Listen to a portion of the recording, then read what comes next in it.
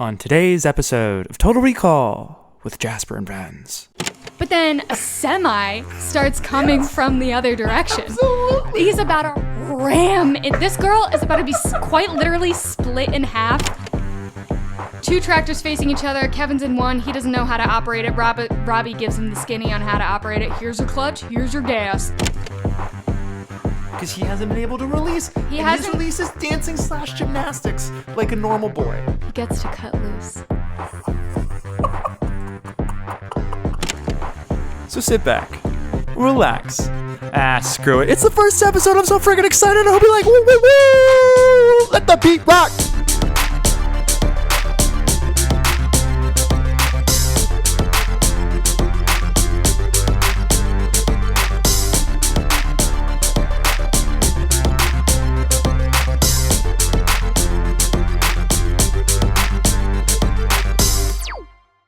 Welcome back to Total Recall with Jasper and friends. Today, my friend is none other than Katie. Hi. Hi, Katie. Katie, I have a surprise for you. No way. I do. Are you ready for it? Are you concerned? I don't know, my phone buzzed or binged or whatever. I don't know what that is. I'm putting my phone away, but I have a surprise for you. You ready for it? Yeah. This is actually the first episode of the show. Are you serious? This is going to be episode 1. Sheesh, no pressure. There'll be a trial episode with Pete that comes out was like when I was figuring out what this was. Okay. But this is a part of 80s Synth Week. It'll be you and Footloose and my friend Lily doing Labyrinth. And that's the first week of the show. And I thought you'd be a good guest because you're here not only to play, but to ask questions. So everyone understands what's going on. They're all aware of it because Katie is going to make sure you guys are on board for the ride here. Absolutely. Arms and legs inside the vehicle, guys. You guys are in such good hands. Go. I'm jealous of you guys because I wish Katie explained the show to me. It would be a lot simpler than when I was trying to figure it out. I'm not afraid to ask questions. So. But Katie, you know me pretty well. What should people know about me before they get into the full Total Recall universe? Ooh, Jasper loves movies. I do. I think you should plug your Letterboxd. My Letterboxd is Jaspy Pike. There will also be a Letterboxd for this show. I don't know what the handle is. It's going to be Total Recall _WJP. Great. You guys heard that? We'll fix it in post. I will. I totally will. Where you can see the full readouts of what people came up with. We'll post it as a review of the movie. Oh, so cool. You thought of everything. Go to there. I have thought of everything, which is why you're first, because I have recorded a bunch of these, but now I have answers to all these questions, so we can start first. So I love movies. Anything else you want to tell the audience about me before we get started? You love movies. You love AMC, Nicole Kidman. Do you want to tell them what I did for like 3.5, 4 years of my life? Yeah. Jasper would send us a Snapchat every single time Nicole Kidman came on screen at AMC.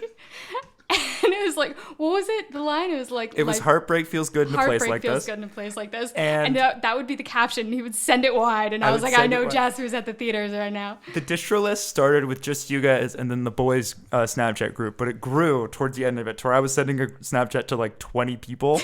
And then it was funny when I was like 24. But then I was like a 27-year-old like taking Snapchat out alone in AMC to take a picture of Nicole Kidman and then sending it to people. And so when they switched the ads, the new ones, which suck, by the way, they're bad. It's the same ad, but it's one of those like marketing things where they like took the old ad, recut it. And so it's the same footage, but like the lines are in weird places. It's all sorts of messed up. Please go to my petition at change.org to get the new. We'll get like a gajillion signatures. Oh, yeah. Yeah. It really is maddening. But we're not here to talk about Nicole Kidman's AMC commercial. I mean, I wish we were, but we are here to talk about the film Footloose, 1984's Footloose, not the remake. Not the remake. Have you seen the remake? I haven't seen the remake. Katie hasn't seen the remake. I haven't seen the remake either, and I don't intend to. This is my first taste of cutting loose. Footloose, if you will. Exactly right. This is also my first taste. I'd heard the song. My sister at some point came home. This was a common occurrence in high school, middle school. Me and my sister went to different schools, and she would come home and had been introduced to a new like line dance or musical theater song and was like, one, upset that we hadn't heard about it and weren't talking about it. And two, was going to insist on performing it for us all the time. And so I learned of Footloose because my sister came home from like a sleepover one night or something and she like knew the whole Footloose choreography and wanted to show all of us. That's girlhood. That's a canon event. It really is like Sisterhood of the Traveling Pants stuff, but whatever. Sisterhood of the Traveling Bacon. Kevin Bacon. Indeed. Okay, so I'm going to read out some fun facts about Footloose, getting us back in the mindset of it, and then I'll ask you a softball question, and then we'll play the game. You ready? You on board? Audience on board? We're all on board. I'm on board. You on board? I've been on board since day one. Excellent. I've been on this train too long. I'd like to get off. But, okay, Footloose is a 1984 musical drama starring Kevin Bacon, Laurie Singer, John Lithgow, Chris Penn, and Sarah Jessica Parker. It was written by Dean Pitchford and directed by Herbert Ross. Are you familiar with any of those people? I am familiar with Sarah Jessica Parker and John Lithgow and Kevin Bacon. Those are the three I knew as well. That's kind of it. That's The where other my knowledge two, Laurie ends. Singer is very pretty, but I don't really know anything. She the main girl? Yeah. Yeah. Yeah. Yeah, she's hot. Yeah, for sure. Okay, Stands so of Laurie. shouts out. Before landing on Bacon, producers flirted with casting not one but two members of The Outsiders. First, Tom Cruise turned them down in favor of doing all the right moves. Kind of genius casting to have Tom Cruise's movie. Like, usually you hear like Tom Cruise and you're like, whatever. But like early Tom Cruise is absolutely. Could you imagine him in like the scene with the chains? Oh my God. Oh, he would have nailed it. And he he would have have jumped out of a helicopter. We'll get into first. this, but like he would have done it all himself, and it would have been incredible. The other member of The Outsiders that they flirted with was Rob Lowe, who they brought in to audition. And here's how it went in Rob Lowe's own words. Quote, "It's a dance audition, apparently. Dance. To a stick song of all things. And at the end of the dance was a knee slide across the floor. So I hit my knees and slide across the floor, and my knee explodes. Explodes. Pop. And they take me out of the soundstage on a stretcher." End quote. What an audition. What an audition. And What a way to go out. A week later, they cast Kevin Bacon. Could you imagine leaving an audition on a stretcher and you didn't get it? No, I mean, honestly, though, but like that probably wasn't even the most complicated dance move they were going to ask him to do. That's kind of brutal. So the insurance company was probably like, we can't cast this guy. We can't cast this guy.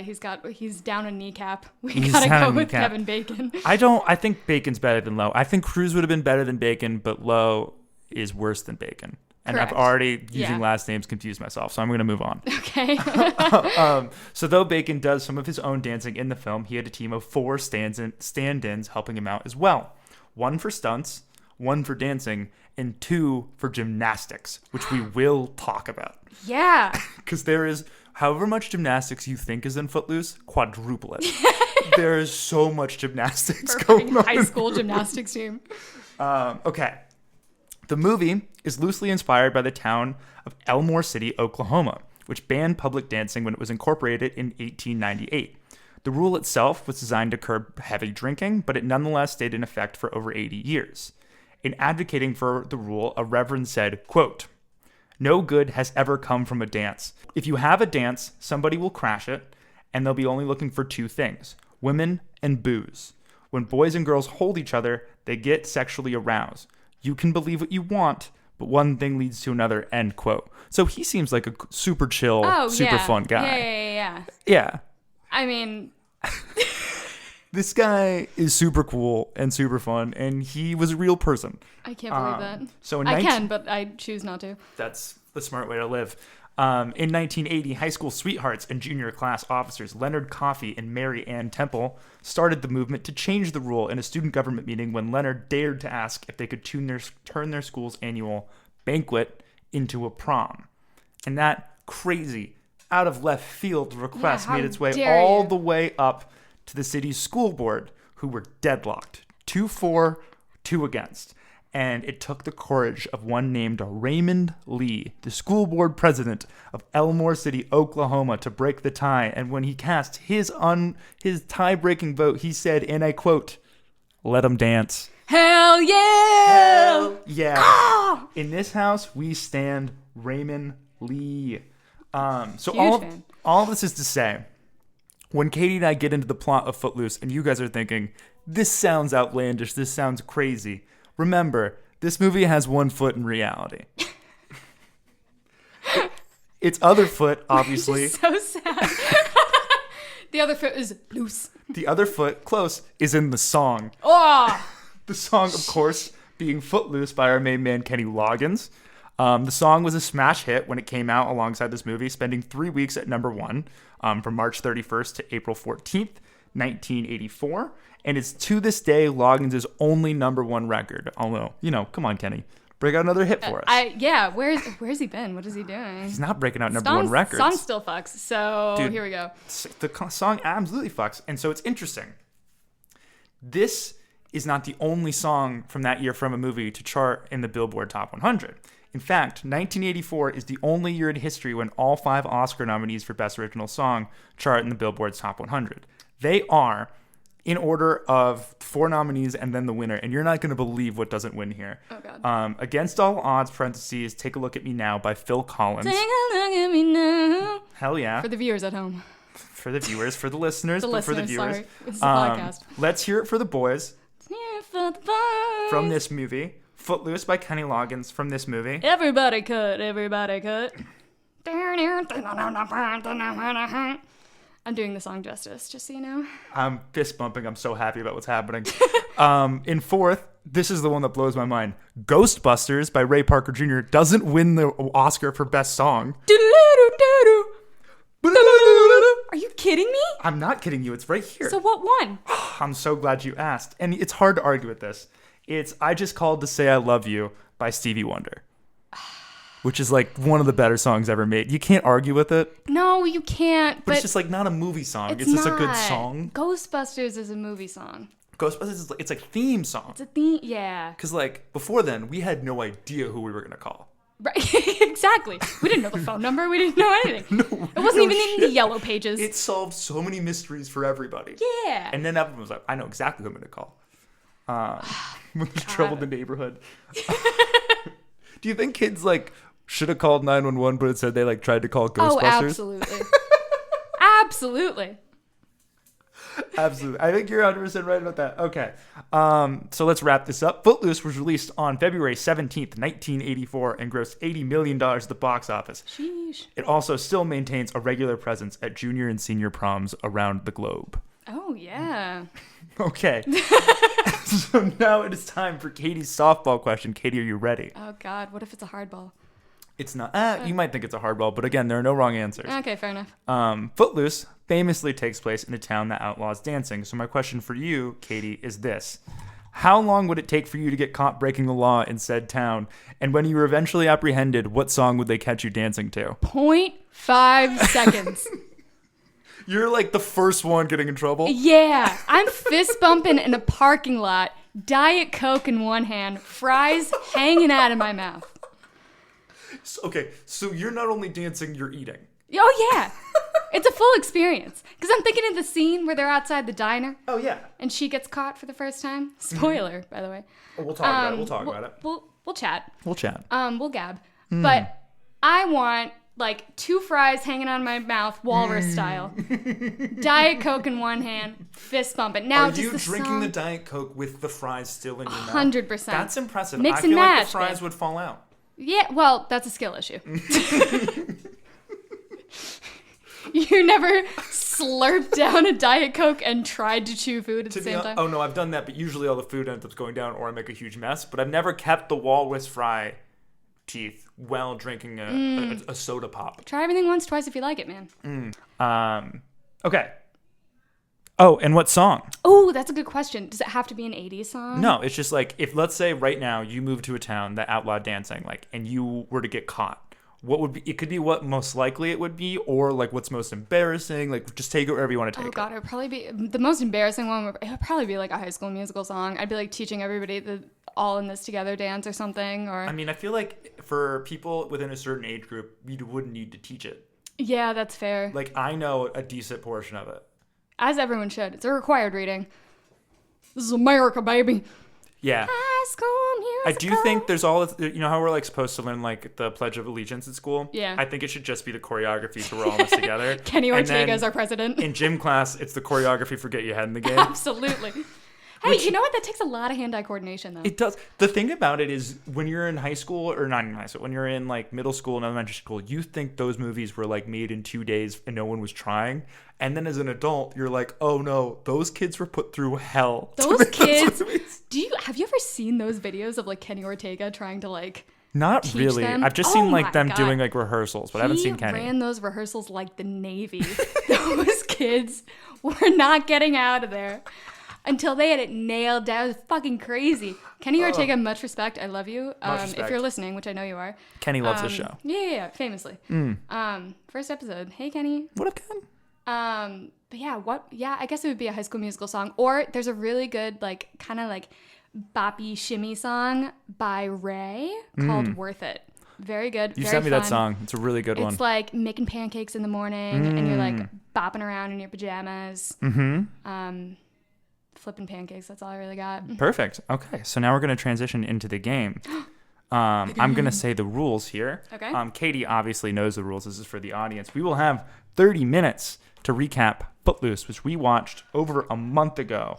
After the 30 minutes wrapped up, I will read the Wikipedia to see if we missed anything. At the end of the season, the team or players with the best memory will win 24 cookies of their choosing, courtesy of Mom in the Mail. Katie, do you have a favorite cookie? Do I love snickerdoodles. That's a good. My mom makes great snickerdoodles. That's a good answer. And I we will gotta also say, win. no one has said that so far. So Really? good stuff from you. Wow. Cool. I'm Okay. surprised. So when we come back, Katie plays the game. All right, it's time to play the game. Let's put 30 minutes on the clock for Katie. Thank you very much. And the countdown starts in 3, 2. Okay, Footloose. Where do we want to start? What do we remember? Okay, I remember so much of John Lithgow and like not a lot of anybody else. John Lithgow's this. Okay. So, Like, he's just so broody. He is easily probably the most memorable part of this movie. Yeah. I mean, I don't know if that's true. The most memorable part of this movie is the Kevin Bacon in the warehouse scene. Absolutely. But we're miles away from there. No, we're so far. We have I don't know, what, 20 minutes So, yeah. content to get through? It depends I don't on know. our pace here. So, where do you want to start? At the beginning, At probably, right? So, Very good place to start. we should do the Sound of Music instead. You're right. Season two. Season two. Although I've seen that way too many times for me. Yeah. Like, I think it would also, there's a lot happens in that one. So yeah, it's too much. we couldn't be able would to need go on 45 like little minutes. diatribes like this. Exactly. Okay. Okay, so John Lithgow in the church, right? This sounds like Clue. In the church with the candlestick. And he's telling everybody, hey, ladies, you can't open your legs. You can only open your legs for God. You got to be on the straight and narrow. I don't know. It was very like fire and brimstone. Yeah. There was a lot of spit. I do remember that. Like when Put that down. Write that down. Yeah. And he's like a conservative, like family values kind of like Yeah. pastor. And it's one of those old Midwestern Southern towns where like the pastor's basically the mayor. Yeah. And then the mayor will like go to the pastor for like advice or whatever. And so this guy's sense of morality is like running this whole town. And then you cut, and who's at the church? None other than our homeboy, Our guy. Kevin Bacon. Kev's at church. Kev's You in gotta church, and type- he is You gotta type 2 a little bit, by the way. Oh, sorry. No, we're and switching he is off just so you don't forget. Not happy about it. No, because he's a cool city boy. Yeah. Which the city is not named, or is it Chicago? What is it? I feel like it's Chicago, but it really could be any It major could city. be anywhere, but he always just says, "I'm from the city," and they call him City Boy. Yeah. They might not actually. And he's call him talking City Boy, I like don't really he's remember. like back in the city. Oh my God, you guys should have seen it.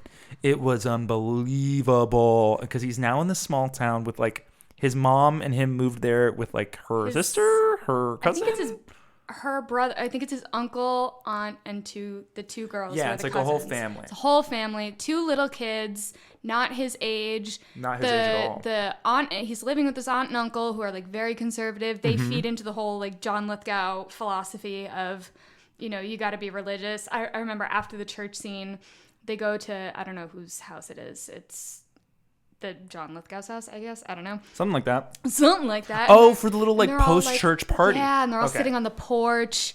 And City boy. City Boy. City is better. And City Boy here loves Slaughterhouse-5. Yeah. And he's like, I love Slaughterhouse-5. And everyone's like, that is disgusting. How dare you? Yeah. They ban books. Yeah. He doesn't know about the dancing band yet. Right now, he's just No. like an educated liberal city boy in this Yeah. hick town, and he's like, these people are weird. I don't get them. Yeah. Right? Right. Okay. They ban books. Oh, he's at the Lakeside. I forgot. They're at at the post church party. Right. But Okay. before that, Oh, okay. Yeah, get in there. What did we miss? before that, I think doesn't John Lithgow, I don't know any of the characters' names. No. And I know like 2 actors' names. John Lithgow's daughter, our main girl, Main girl. I Let's think- make up a name. Angelica, That seems. It's Let's pick a shorter definitely name not- to type. Angie. Angie. Okay. Because Angie. I think her name was something like that. I, It wasn't Angelica, but it was like an Angie or an Addie. I don't even or remember an- Kevin Bacon's name. I don't either. I think it started with an R. They just called him so many like nicknames, Yeah. like City Boy and Yeah. I don't know, No, Freak absolutely. or whatever. You're 100% right. Um, I don't know if they called him Freak. loser. So There. Angie asks John asks quote Daddy because she has that Daddy I wanna run and she has like that kind of a voice, which Absolutely. is extremely confused. Everybody in this movie has a different accent, by the way. 100%. There's no way, if you're just listening to it, there's no way to pinpoint where this town is. None. You'd think they'd all sound the same. They all sound wildly different, but this is also a town of not immigrants. Yes. I think it's supposed to be like in Utah or something. There are a bunch of mountains everywhere. It feels like it's got to be Utah because, like, although this is based on Oklahoma, I just found this out, but it feels like only Utah would have this kind of barbaric. Absolutely. rules. Yeah. They okay. can have sister wives, but they can't have dance parties. So Absolutely. Angie asks Daddy to go out with her friends, aka Sarah Jessica Parker and some other rando that I don't know. Just the ladies. Just the gals Mm-hmm. having a gab in the car, and they start driving, right? This is before the church party? I don't know. Is it? Well- I think it is. Okay, all right. So keep going. I think it is. I think this is like the inciting incident of Angie's rebellious period. Right, because they do this on their way to the diner. Okay, go. So, truck pulls up behind. Mm-hmm. And it's Chuck. I think his name is Chuck. I feel like Chuck is right. And Chuck's her boyfriend. yeah, the guy she's macking on. He's bad news. Bad news bears. Absolutely awful man. Okay, so he He's pulls in the up. truck, but he pulls up beside Sarah Jessica Parker Absolutely. and Angie's car. And Angie decides that she wants to crawl from their car to the truck. 100%. Which is And you banana. don't- but, like, Viewers no, at home, this listeners is- at home, please don't do that. It's important to say the cars are moving. Yes, like It's full not like in they motion. stopped or like they slowed down. They're going parallel, 1-lane road, by the way. There could be traffic going the other way, and they're pulling up, and she's like legs in one car, torso in another. The boyfriend, who sucks, is like, "You're crazy." Her girlfriends are like, "You're crazy," and she's like, "I love life." Woo! But then a semi starts coming from the other direction. Absolutely. He's about to ram it. This girl is about to be quite literally split in half like a bad magician. Absolutely. Like a she bad is magician. about to be severed. Okay, yeah, and wait, she doesn't I give up. Fuck. Semi almost kills her. But she jumps into to Chuck's truck Jumps into right before Chuck's- the semi absolutely destroys her physical being. Escapes semi, and she's laughing. She's She's like, laughing. That was so She thinks funny. this is so funny. And Chuck is like, what are you doing? I don't really get it. But that's There's not a lot going on in all Chuck's that. head. No. Chuck's kind of an airhead. Is he pretty? I don't remember if he's hot. I don't remember his face. I feel like character, like story plot wise, he has to be hot. He ends up to be like an abusive prick. So it's like, Oh, remember you? I We'll get to forgot, that. but now we're here. Okay. Okay. So then Kevin at the party, he's like, "I love Slaughterhouse-5," and John Lithgow's like, "That's a bad book." That's a bad book. So they ban books, and then she's at the diner. At the diner, and she is out kind of late. She's Oh my like God. stealing her friend's fries. Her friends are mad at her because of the shit she pulled at the car. And somebody puts on the radio. And we have this cute little scene of everybody in the diner is like kind of bopping along. Like the cook is like doing the thing with this, like drumming on the spatulas and whatever. And everybody's tapping their feet. And Angie is dancing in the parking lot. Is that allowed? Can you dance Is in the this town allowed? from Footloose? Like, are we aware of the rules? No. No, You can't dance. You can't dance. And- it's banned. and- Not allowed. And who comes up behind Angie to turn off the radio? You won't guess this, guys. It's John Lithgow. It's her father. Her father went to the diner. So Why? Unclear. Yeah, actually, well, I think she broke her curfew or something. I don't know, whatever. Oh. But he's like, come home or whatever, and she has to go home because blah. Yeah. I don't really remember what happens after that. I think they go home and she's like, you don't understand me, Dad. Yeah. And he's like, I'm only looking out for you and your best interest. This is a terrible John Lithgow impression. Actually, it's not that bad. He talks really low down here. Like this. But it's also like regal. It's like he's kind of like an American Michael Caine. Yeah. Anyway.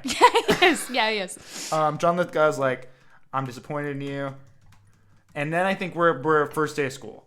First day of school, Kevin Bacon's getting ragged on because he's the city guy, and he shows up with. He's like he's in his weird car. I don't remember what car it is. It's like a. Isn't it a punch buggy? I feel like he's too cool to be in a punch buggy. It was yellow. It was yellow. Maybe. I don't remember. Kevin Bacon getting ragged on. He's getting ragged on. Everyone's giving him shit except for, well, one guy gives him shit in the cafeteria, but that turns out to be his boy. Don't remember that, sure. No, right? Because he's like... Oh, yeah. Oh, my God. And then he sits down with, what are we going to call him? Robbie. Robbie. You're great at names. Angie and Robbie feel right. They feel correct. Except Robbie. Because Robbie's kind of an idiot. He has a unibrow. He needs an appointment at European Wax Center, but we love Do you think there's a European wax center in this town? No, because you can't spread your legs for anyone. No bikini wax is allowed. Excellent point. Okay.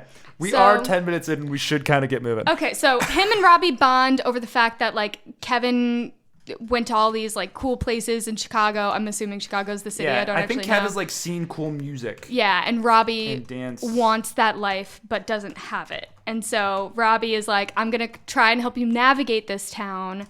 You trust me, and then I'll get to hear all your cool stories about being in the big city. Okay. Yeah. So they're pals, and then I think they are on the gymnastics team. Yes. I don't know if this is happening now, but I do think we should talk about that. There's unclear when they join the team. It's unclear. At a certain point, they're just hanging out and they're doing gymnastics. Right. And you're like, I don't get it. So much gymnastics. And it's so intense. This is like Olympic Simone Biles level gymnastics. And he's doing like the uneven bars, he's doing like the pole vault, he's doing the balance beam, he's doing the whole thing. He's got no specialization. Kev's doing everything. And I'm only this good at gymnastic stuff because the Olympics just happened. Otherwise I wouldn't know the name of any of this. Pommel horse. Oh, that's our guy with the Pommel horse, Steve. Shout out, Steve. Hey, Steve, open invitation to the podcast, by the way, if you want to come hang out. Oh, that'd be so cool. He's on Dancing with the Stars now. Is he? Yeah. Oh my God, they booked him first. This stinks. Okay. He's booked him busy. Okay, they're both on gymnastics team. What happens now? I'm not entirely sure. I think. Do you want to make it up? Yeah.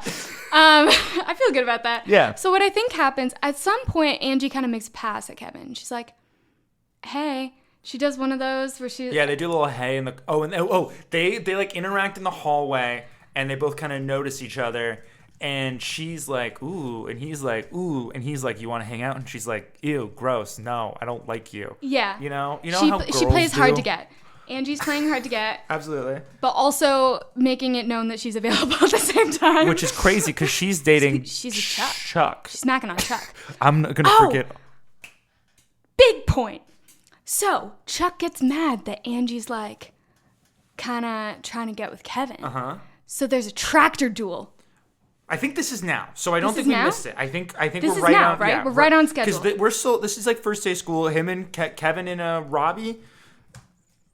Yeah. I'm gonna forget it. Kevin and Robbie are friends. Yeah. And so it's like, so they go out and they're like, oh no, she's like, if you want to hang out with me, meet me in the field. Yes, Meet that's me what here. it was. And that's so he's like, ooh, this is cool. This girl's pretty. I'll go hang out with her. So they meet each other in the thing, but also now Chuck's there and they have like a car off. But it's with tractors. Oh, it's with tractors, yes. Because yes. this is Utah. So two tractors facing each other. Kevin's in one. He doesn't know how to operate it. Robbie gives him the skinny on how to operate it. Here's your clutch. Here's your gas. And Kevin's like, I don't know what the fuck to do. And essentially, it's a game of chicken. It's whoever jumps off first is the loser. Kevin wants to jump off, but his jeans get stuck, so he can't jump off. So he wins because Chuck jumps off and the tractors are broken. He wins. That was, you kind of ran through that. It was really cool, but you're also just like, God, small town America is so cool. I know. This made me want to like run in a cornfield. This whole movie is just like, would it have been more fun if I grew up in a town of 500 people? And the answer is unequivocally no. 100% it would no. have been but like, so much worse. It sounds good for like 24 hours to like buy a gingham dress. Yeah, it's like when you're watching movies of like people in like the 1800s and you're like, oh, that looks nice. They don't have a care in the world. And they're like, oh, they gotta like shit outside. Yeah, and they have to they like don't have churn running their own water. butter. Okay, so what happens after that? So now the boyfriend Chuck is like mad. He's got it out for Kevin. And so this is when he kind of starts turning into the abusive asshole that Katie was Yes. talking about before. And this is also when Kevin Bacon starts realizing that this town kind of is very oppressive against its people. Yeah. And so I think the next thing I remember after this is they go to the dance, but a bunch of stuff happens in between that I forgot. I think Angie and Kevin Kevin gets blamed for a bunch of shit at school because Chuck gets weird and starts like the fake drug, the fake. Yes, Chuck. Plants, drugs, weed. on Kevin. Unclear if it's fake. Weed, on Kevin, and Kevin like flushes it down the toilet before the teacher catches him. But like then he has to go home and answer to his uncle about all of this stuff that's going on at school that isn't his fault. It's Chuck and the cronies' fault. His uncle's like, yo, you can't do this here, city boy. And Kevin is like, nobody understands me, so I'm gonna dance in a warehouse. And then boom. Is this the warehouse scene? I think it is the warehouse scene. Okay, all right. Unless I'm forgetting 40% of the movie, but I think we have time. The warehouse scene is magnificent. It is unbelievable. It is. So we forgot to mention, he gets this job at a warehouse, like putting like flour into bags or like seeds into bags or whatever. So he's like just hanging out there. And one day his like boss is like, close up shop. And he's like, okay. And he like puts on some music, and he hasn't been allowed to dance this whole time. And he does like half dance, half gymnastics at this empty warehouse. And he's like running around from different floors, and he's doing cartwheels and somersaults, and he's going on beams, and he's twirling himself around, and he's like, woo, woo, woo. And there are chains, and he's jumping up and down. And the music is like bumping and bump. What song is that here? I forget what song. It was like a synth song. It wasn't like a recognizable. But it's like, and he's in a tank top. And he's got the gun showing. Oh, yeah. And he's like just crushing it. And you're like, God, this must feel so good for him. Oh, yeah. Because he hasn't been able to release. His release is dancing / gymnastics like a normal boy. He gets to cut loose. Footloose. This is why Katie's episode 1, people.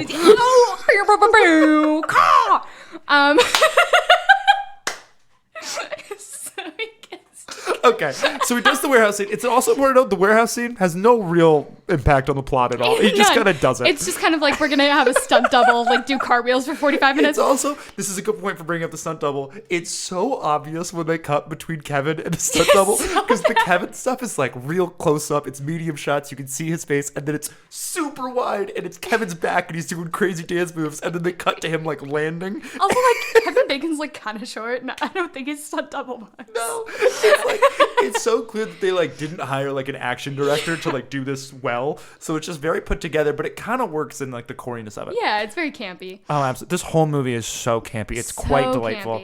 So then I feel like we missed some Angie details. Well, because Angie arrives.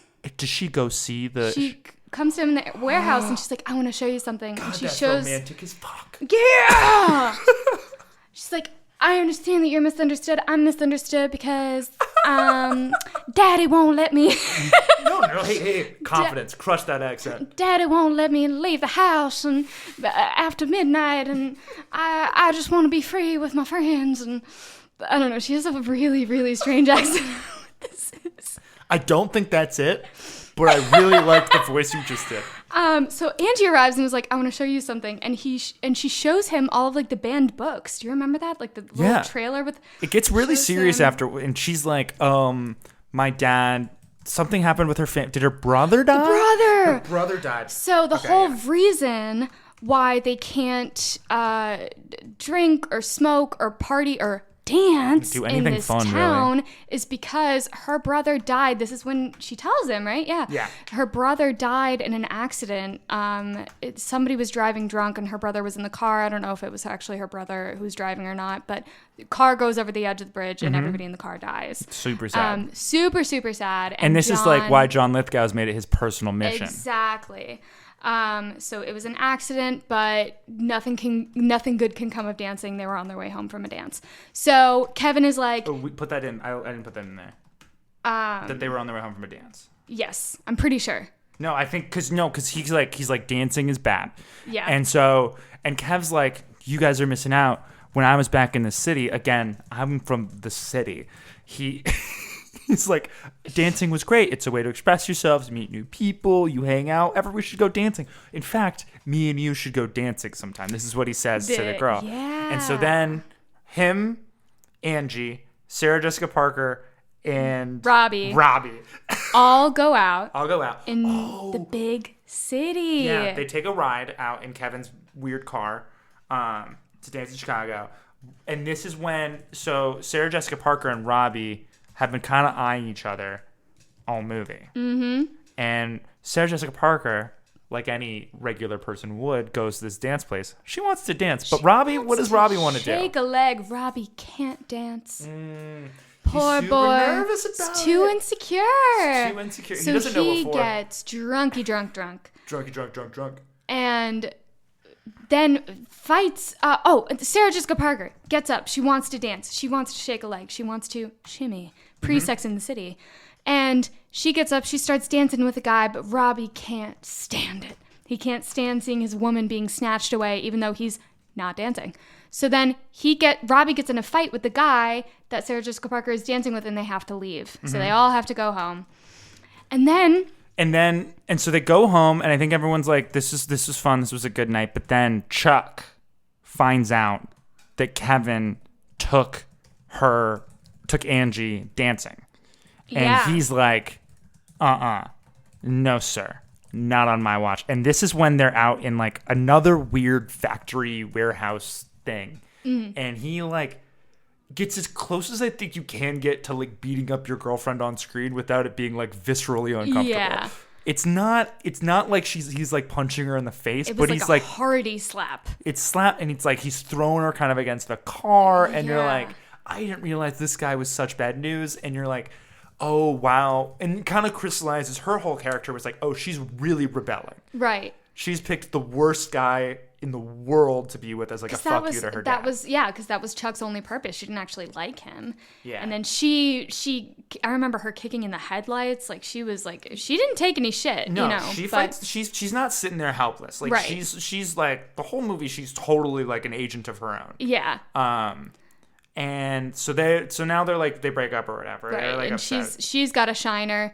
And she goes to Kevin Bacon for comfort. I think Kevin sees her at school. Oh, okay, yeah. And he's like, what the hell? And she's like, oh, it's not a big deal. Yeah. She tries to play it off.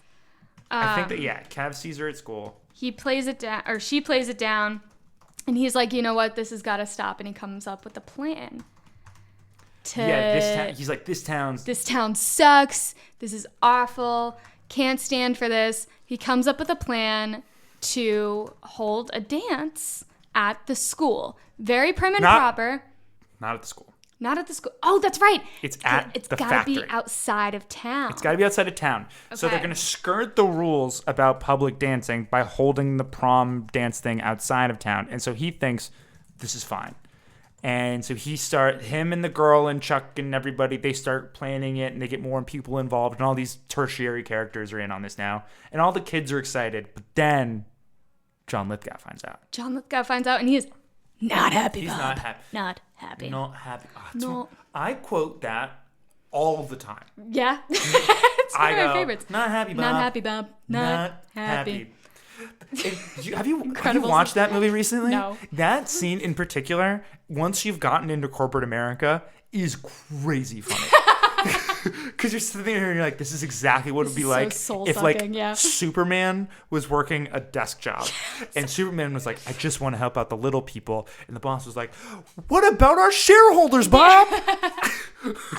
Who gotta think of them? And it's like, this is really what it's like to be in the Excel mines, is you're sitting there and you're like, fuck, all normal people are not even in this conversation at all. And you're like, think about the shareholders.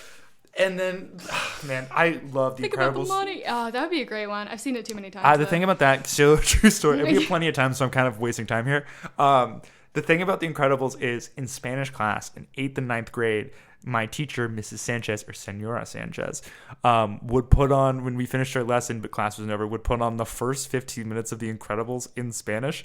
And the thing that she would do is she wouldn't start it from the place we left off. She would start from the beginning. Oh, so you had the first 15 minutes of The Incredibles memorized in Spanish. Once every 2 months, we would watch the first 15 minutes of Los Increíbles in Spanish. And so I know, like, beat for beat, the whole, like, prequel where it's like, they get married and they do the interviews or whatever. Like, the whole thing is just in Spanish in my head. That sucks you didn't get Edna Mode in Spanish. I don't know. Do you want to know what that... Do like an impression of what Edna Mode would sound like in the Spanish dub.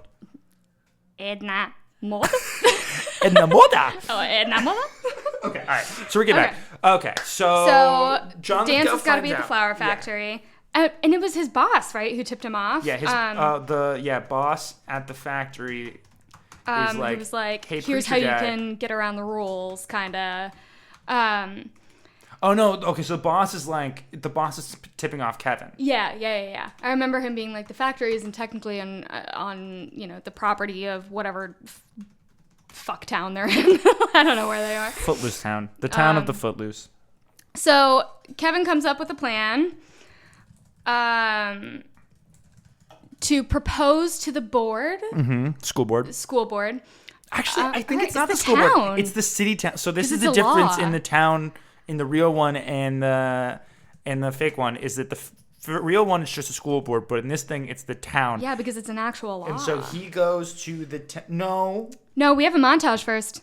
We have Tell me about the montage. Let's hear it for the boys. Oh, I couldn't forgot about because that. Because Robbie gets nervous that they're gonna host a dance and go through all this hullabaloo, but he can't take Sarah Jessica Parker. So we get the most beautiful, pre-Top Gun, homoerotic, gorgeous little montage. It's really good, but it's not. I would say it's less homoerotic than Top Gun. Yeah, it's really because these two guys are still becoming pals, and it's really about how two men, when they really become pals, when they really become friends, can really start being silly, and that normal silliness of like dancing and being creative and really expressing yourself doesn't come naturally, and they get to do that, and it's set to this like, let's hear it for the boys, and it's so awesome. It's so and it's cute, lovely, and it's like a little fruity, but like it's absolutely lovely. A little fruit. There's a scent of fruit in here for sure. Oh, it is pungent.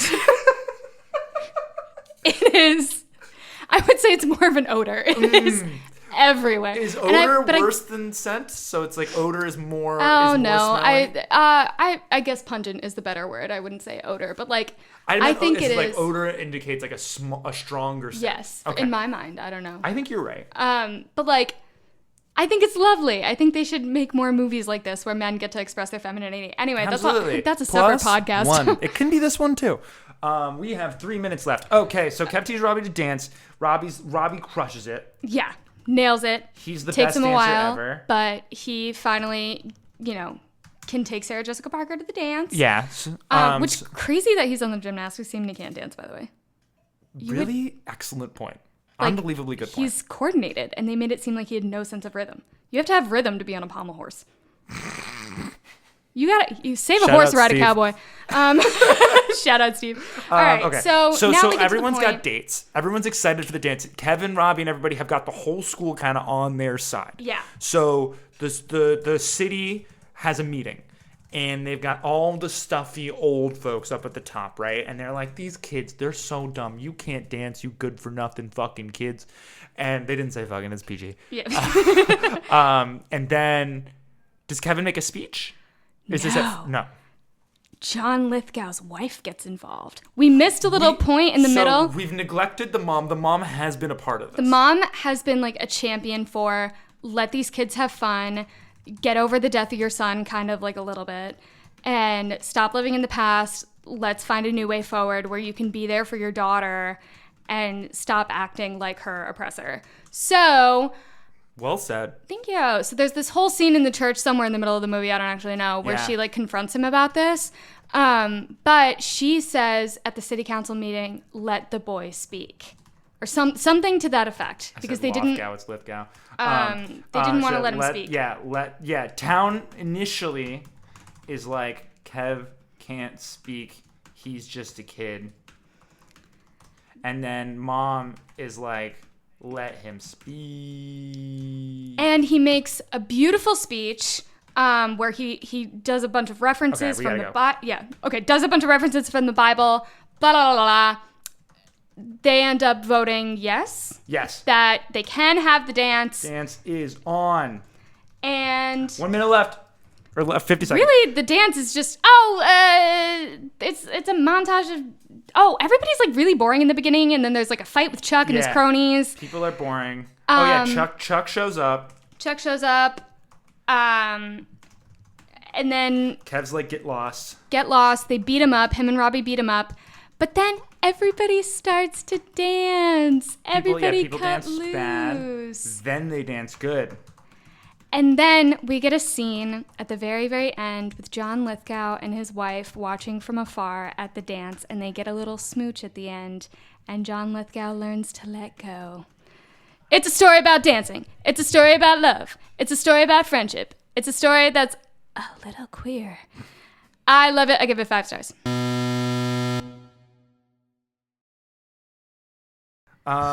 Okay. So now that we've talked about that, Katie, Footloose is a film. What'd you think? I loved it. I thought it was great. I thought it was fun. It was campy. It didn't take itself too seriously. It knew exactly what it wanted to do. It kind of had something for everyone. I think they were still sort of pandering to like more conservative parents. Like it wasn't like, this is a town where your kids can drink and do drugs. It was, this is a town where your kids can dance and they can have fun, but they'll be home at midnight. You know, like Absolutely. It was that kind of a vibe. It's a movie that has so here's the thing. I have never seen this movie, but there's such a like cultural reputation for Footloose that I think you go into it with like an expectation of like, this is what I think this movie is going to be.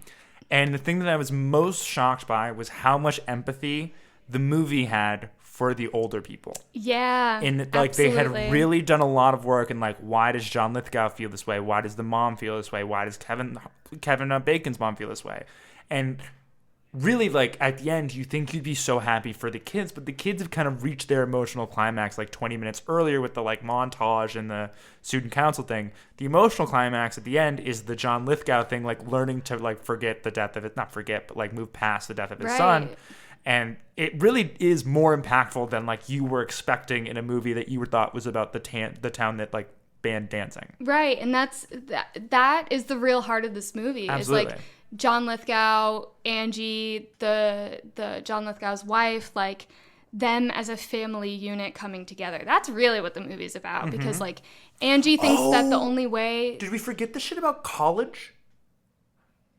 Kind of, yes. I feel like there was a whole plot line about how like she wanted to go to college. She wants to leave this town and then leave this town, Daddy. I don't want to be here anymore. This town's too small for me. Did you say that to your mom when you left for college? Absolutely not. We both went to college in a town significantly smaller than where we grew up. Significantly.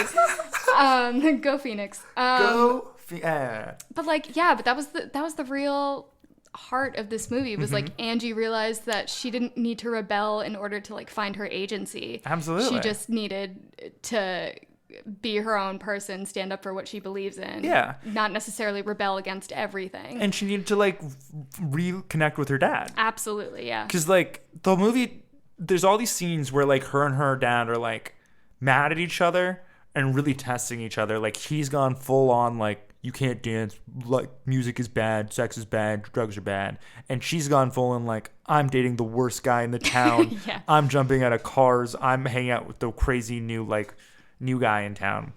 And then they slowly kind of like find like a middle ground with each other. And then when they find it, the whole town kind of like finds peace. Yeah. And I think that's quite nice. And I think too, like, I think that encapsulates like the 80s era.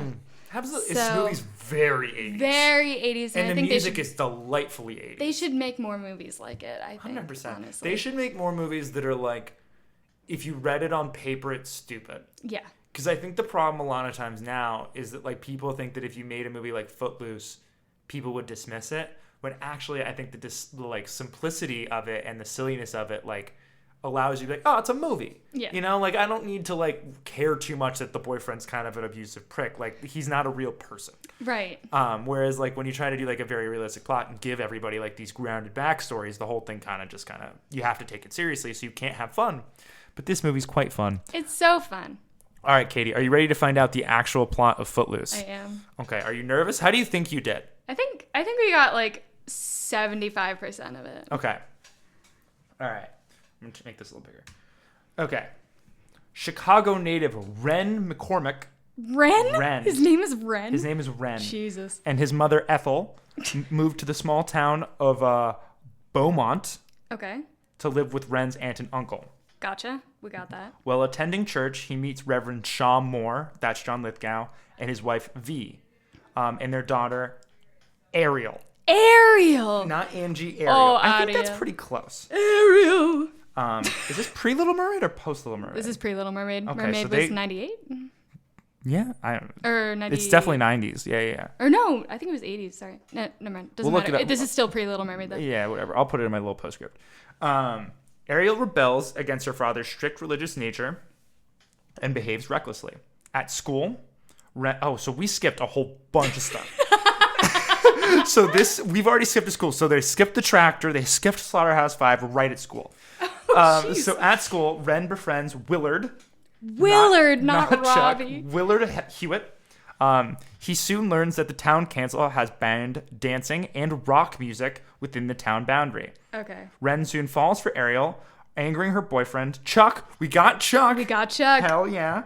Who challenges him to a game of chicken involving tractors. Got that. Ren wins the challenge. Got that. Distrusting Ren's influence, Reverend Moore forbids Ariel from seeing him. I don't know if we got that. We did not get that. Ren drives Willard, Ariel, and her friend Rusty to a bar past the state line to go dancing. So got that. Willard, unable to dance, becomes jealous and gets into a fight with a man dancing with Rusty. Rusty is Sarah Jessica Parker. Which everybody in this movie has such weird names. I don't know if you can name a person Rusty anymore. I don't think so either. I think you can only name a car, and Cars Rusty. Exactly. Tomater. It's like... Yeah, his name That's some Larry the Cable Guy shit, not Sarah Jessica Parker hey, of Sex and the City fame. You sure paved that road real good. And Sarah Jessica Parker is like, yes, I did. In her high heels. Did he pave the road or did he pave me? Big's moving to Paris. Big's moving to the Footloose town. Beaumont. Big can't dance. But I'm left to wonder, will he ever dance with me? Anyway. Oh my God. On the drive home, Ariel describes how 5 years earlier, her older brother died in a car accident after a night of alcohol and dancing. Check. We got that just in the wrong place, but that's fine. I'll grade these after, so don't even worry about it. Okay, great. Their father then persuaded the town council to enact a strict anti-liquor, anti-drug, anti-dance law. Boo! Which, move. Ren decides to challenge the anti-dancing and rock music ordinance so the high school can hold a senior prom. Willard is embarrassed that he cannot dance, so Ren teaches him. This is just a sentence, but in the movie, it's quite more than that. It's literally 5 minutes. Chuck confronts Ariel about her feelings towards Ren, and they get into a physical altercation, and then breaking up. This is the part that we were talking about where he's, being abusive. Yeah. Ren helps Ariel conceal the physical assault, so the little shiner she got, before going home, and cements their relationship. Later that night, someone throws a brick with the words "burn in hell" through a window in Ren's house. We did not get that. I forgot about that. Oh my God, yeah. Yeah. when his uncle criticizes Ren's outspoken behavior. So we got the uncle thing, but not in the right place. Okay. Ethel tells Ren that though his actions cost her her job, he should stand up for what he believes is right. The mom That's lost the crazy. So the job. mom like moves to the town, right? And Kevin won't stop making a fucking mess at school. She loses her job because this kid wants to dance so fucking bad. And she's like, actually, Kev, it's cool. Keep dancing. Like, Could you mother of imagine? the year. Mother of the year. She should have gotten a gold medal for breakdancing. Golden star. Could you imagine losing your job and you come home because your kid wants to shake ass? No. And there's a brick through your window. They're like, I can't help it that my kid's too good at dancing. And you're like, you know what? Yeah, you can go and twerk on school property. I'll pick up a shift at the grocery store if they'll have me. Okay, so with Ariel's help, Ren goes before the town council to advocate for revoking the anti-dancing law. He reads several Bible verses. We got that. Got that. Incites scriptural significance of dancing as a way to rejoice, exercise, and celebrate. Although Reverend Moore is moved, the council votes against Ren's proposal. V, who supports the movement, tells Moore he cannot be everyone's father and is hardly one to Ariel. Sucker punch to the gut, that one. So we thought the council thing went well. The council thing doesn't go well. Jeez. Despite further discussion with Ren about his own family losses and Ariel telling her father that she is not a virgin, whoa. That didn't seem like information that she needed to share. Reverend Moore does not change his stance. It's crazy that didn't move him. Daddy, my hymen's broken, and I want to shimmy. What the fuck? Okay, I gotta insane? Katie, I gotta get this. I gotta focus. The next day, he finds members of the congregation burning library books that they claim to endanger the town's youth. Realizing the situation has become uncontrollable, Moore stops the book burning, chastises them, even though they were doing it for him. It's all his fault, and then sends them home. The following Sunday, Reverend Moore asks his congregation to pray for the high school students putting on the prom. So this all happens off screen, which is lame. Being held in the grain mill, just yards away from the county line, beyond the town's jurisdiction. On prom night, Moore and V listen from outside the mill. Chuck and his friends arrive, attacking Willard. Ren arrives just in time and evens the odds and knocks out Chuck. Hell yeah, this is why Ren's the friggin' best. Ren, Ariel, Willard, and Rusty rejoin the party and happily dance the night away. Like J-Lo would have wanted. Exactly like J-Lo would have wanted. And they cut loose Footloose. Footloose! And that is Footloose. Woohoo! Woohoo! All right, Katie, anything else you want to say about Footloose or life in general? No, I think everyone should watch the movie. I think it's great. It is really fun. It's much better than I thought it was going to be. Yeah, absolutely. Because, I don't know, it's kind of a 50-50 with 80s movies sometimes. But, no, this is a blast. This is a blast. Okay. We're going to end this the way we end every episode. Anything you want to plug? Nope. No, come on. I'm going to hold you. What, like, read a good book, watched a good movie, had a good dinner? I'm reading actually a really cool book. It's called The Ghost Bride, I believe, or The Ghost Wife. Paint a picture. What's going on? Okay, so it's this woman. I mean, I feel like the title paints a pretty good picture, but we can keep going. It's pretty interesting. It's I want to say 19th century China. This woman is sort of deemed unmarriable by her community, and so a very wealthy mother says, "You can marry my dead son." To help put his spirit to rest. So that's your job as his wife, to like put his spirit to rest. What? Yeah, it's really cool. So she gets like sucked into this like spirit world and has to like solve his murder. It's super cool. Hold on. Why does she have to solve his murder in order to marry him? To put his spirit to rest. That's her job. She marries him so she gets like all of his assets and stuff, and she's like protected. But she's joining the family to continue the family. Yeah. Isn't that interesting? That's very cool. I'm funny? Is it truly serious? 50 pages in, so this is. What's the tone? The tone, it's not funny, but it's kind of whimsical. Like, it's from the perspective of an 18-year-old, so it's not super serious. Wait, hold on. This 18-year-old was deemed unmarriable? This is like 1850. She's just getting started. Yeah. In She this just wanted to town, cut loose. She could have gone to senior prom at the gin She could mill. have gone to senior prom. But I think that's the plot. I'm 50 pages in. What was the title again? The Ghost Bride, I believe? Ghost or the Bride. Ghost Wife or something. Okay. It's one of those. Look it up and text me the name after. so But thanks for being You here. can edit it in. I'll edit it in. Wait, hold on. The title is... The Ghost Bride. Okay. The Ghost Wife. Okay. You have options. It's the Ghost Bride. All right, Katie. Well, thanks for being here. Thanks for having me on. That's episode 1 in the books. It's finished. I did it. I can't believe I did it. That's crazy. As I'm recording this, I have not finished everything I need to finish, but if you're listening to it, that means I did it. So congratulations to me. You did a great job. Also, congratulations to Katie for crushing the first episode of the show. Real standard bearer, Katie. We'll see if someone else can top it. Starting Thursday. If you want to see our little masterpiece, you can go to Instagram or Letterboxd. We'll have the full thing there. Let's see. What do I gotta say? Oh, I gotta tell you that this song was made by Chase Obrecht. I gotta tell you the logo was made by Ross Fornstorm, and I gotta tell you the show is dedicated to Elena, Angie, and Rose. Thanks for not turning the TV off. We'll see you Thursday.